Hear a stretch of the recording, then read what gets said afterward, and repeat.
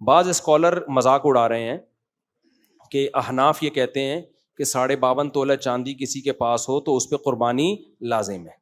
بعض اسکالر کو مذاق اڑا, وہی جہلم والی سرکار نے اس پہ بڑا مذاق اڑا. ایک خاتون کے پاس, بیچاری کے پاس اپنی ضرورت کے لیے اس نے اتنے سے پیسے رکھے ہوئے ہیں, اس پہ بھی قربانی لازم کر رہے ہیں حنفی لوگ. وہ بہت بکواس کی ہے, جیسے کہ اس کی عادت ہے. احناف کا پورا موقف آپ سنیں, ہم نے بھی کئی دفعہ کلپ ریکارڈ کروایا ہے. جس پہ فتویٰ دیا جاتا ہے وہ یہ ہے کہ جس کے پاس 52.5 تولہ چاندی یا سونا یا اس کے برابر پیسے ہیں تو وہ تمام ضروری خرچے نکالے گا پہلے, اس سے قرضہ بھی مائنس کرے گا. اور صرف قرضہ نہیں, اگلے مہینے جو اس مہینے یعنی بقرعید کے بعد والا جو مہینہ ہے, اس میں جتنا راشن دال پانی آئے گا اس کے گھر میں, ابھی آیا نہیں ہے لیکن آئے گا, اس کے پیسے بھی مائنس کرے گا. وہ بالکل فری پھوکٹ کے اتنے بچ رہے ہوں تو پھر اس پہ قربانی واجب ہے. سمجھتے ہو؟ یہ ہم کئی دفعہ ریکارڈ کروا بھی چکے ہیں.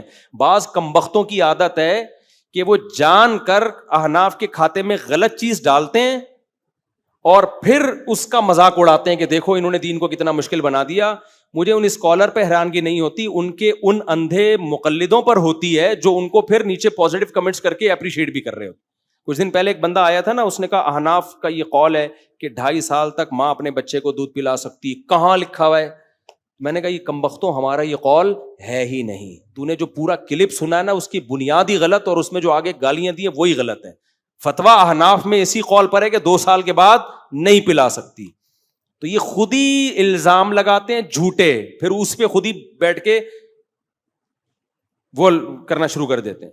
تو اس بارے میں جو سونے اور چاندی کا نصاب پہ جو قربانی واجب کی گئی ہے اس میں اور زکوٰۃ کے مسائل میں فرق ہے. تو قربانی میں آسانی دی گئی ہے کہ اس میں سارے جتنے بھی ضروری خرچے ہیں نا سارے مائنس کرو, اس کے بعد جا کے اگر بچ رہا ہے تو.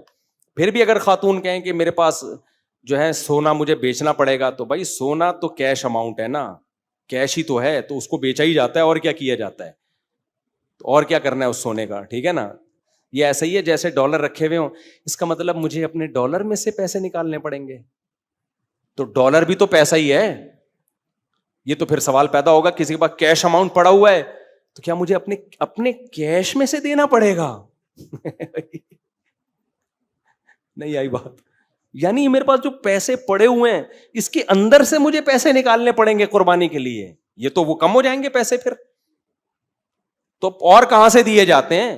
تو پیسہ ہو, چاندی ہو, سونا ہو, یہ ایک ہی چیز کے 3 نام ہیں. ڈالر ہو, یورو ہو, یہ سب ایک ہی چیز کے مختلف نام ہے. اگر کوئی کہہ رہے, عورت کہہ رہی میں نے سونے کی ٹکیا آڑے وقت کے لیے رکھی ہوئی ہے, تو صرف سونا نہیں آڑے وقت کے لیے رکھا جاتا, کرنسی بھی آڑے وقت کے لیے رکھی جاتی ہے, پلاٹ بھی آڑے وقت کے لیے رکھے جاتے ہیں. تو آڑا وقت آئے گا تو ہم کہیں گے لازم نہیں ہے. جب تک آڑا وقت نہیں آیا تو ترچھے وقت پہ ترچھا وقت آ چکا ہے. تو مذہبی عبادات میں تو پھر ہر عبادت میں یہ جو ہے نا اس چیز کو بہانہ بنا کے میں سونا بیچیں کیا, یہی کہہ رہی ہوتی ہیں سونا بیچیں کیا. تو سمجھتے ہو یا نہیں سمجھتے؟